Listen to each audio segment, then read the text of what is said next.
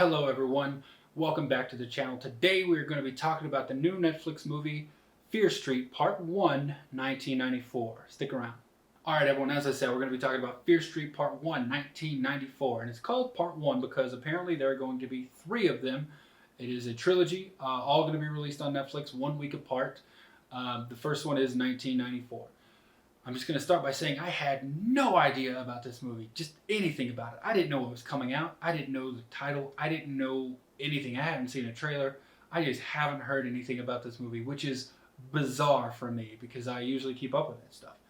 And honestly, it was a very pleasant surprise. I just, got on Netflix and saw it was #1 on trending, and I was like, what the hell is this? So, excuse me, I just, clicked on it and had a read, and I was like, all right, let's give it a shot. And wow, it was a really good movie. I did notice that it was written by R.L. Stine, so automatically when I hear R.L. Stine, which I'm assuming the same thing happens to most of you, I think Goosebumps. So I was expecting something like the Goosebumps movie. It was not like the Goosebumps movie. After the opening, the opening of the movie, we get a kill. It's not really a spoiler. Just know you're going to get a kill the opening of the movie. Right after that point, and the way it is done, I was like, no, this is not Goosebumps in the best way. And I enjoyed Goosebumps. It was very funny, very rarely scary, but it was a good movie. Really enjoyed it. I really enjoyed this in a different way. This is an actual horror movie. And yeah, it's just something about going into it blind. It doesn't happen often for me, and it was really great. So it's called 1994 because it takes place in 1994, and it follows this group of really 5 teenagers. There's Dina, Sam, Josh, Kate, and Simon. Sam is short for Samantha. Just know that. So it just follows them through this, random array of events that happen over this one, really 2 days. I mean, the movie opens one day, we get that opening kill, and then the rest of the movie takes place in one single day later. And for the most part, I really enjoyed the movie. I was really surprised because it is R.L. Stine. We had some great gore. The kills were just great kills. I wasn't expecting it. Once again, thinking Goosebumps, not Goosebumps. The ending did a really good job allowing for giving you a suitable ending, but also allowing for a second one, because we know there's going to be one and there's going to be a third one as well. And from what I understand, we do see in the movie, because it talks about this town they're in, Shadyside, and how these tragedies and murders and homicides happen over and over and over, going back hundreds of years. And the story they lay out, this isn't a spoiler or anything, but the story they lay out is there's this witch who lived in the town way back when and was killed, and she cursed the town basically, so that she could continue doing her bidding and her killing after she was dead. And that's the story they lay out, and that allows things to run on. And in the process of one person describing this, they lay out these events that have happened, and these events correlate with years.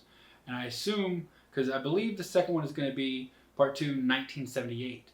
And I believe they talk about an event that happened in the town in 1978. So that's probably what's going to happen, is each movie is a different year, and we're going to see what happened in that year.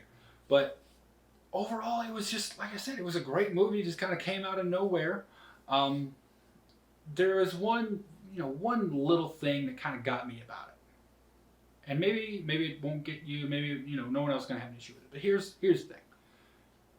We get the opening kill, right? We get the opening kill on, let's say it's a Friday. Go out a random day. Oh no, let's say it's a Thursday. This kill happens. Killer is wearing a particular costume. This isn't going to be a spoiler. All the costume is black robe with a black hood and a skull mask. Well, if this happens on a Thursday and it's Friday night, right after that, and you see that exact same person, or exact same person wearing that exact same costume, standing outside your house with a bloody knife, why the hell wouldn't you call the cops?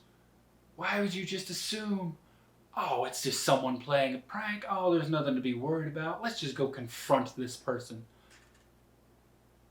It seems like they're setting it up as in like, oh, well, this happens all the time in this town, to be the justification as to why you wouldn't call the cops or why you wouldn't take it seriously.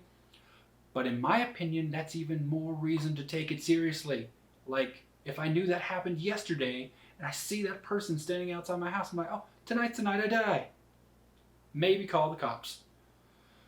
And they don't. Everyone is just way too calm and collected about the fact they're being chased by killers all night. And yes, I said killers plural because there are multiple. Other than that, like I said, it's a great movie. It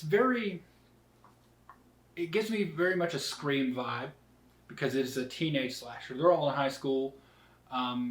There's a Stu character who knows exactly what's going on. There's your survivor girl,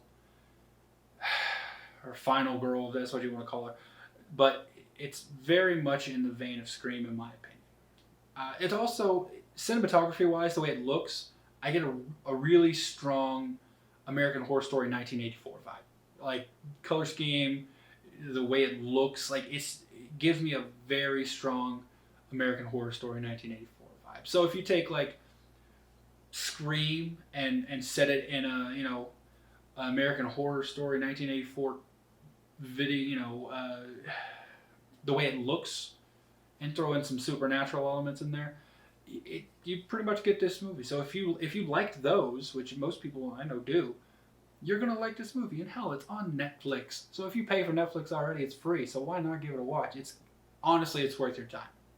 So I think that's all I'm going to say about it. I don't want to get into spoilers. I want you to go watch it. If you have watched it and you enjoyed it, tell me what you like about it. If you didn't like it, why don't you tell me what you didn't like about it too? Let's start a conversation down in those comments. If you've stuck with me through the whole video, thank you so much for watching. If you could, maybe give it a like, maybe subscribe. There's going to be more videos like this in the future. So yeah, thanks for sticking with me so far.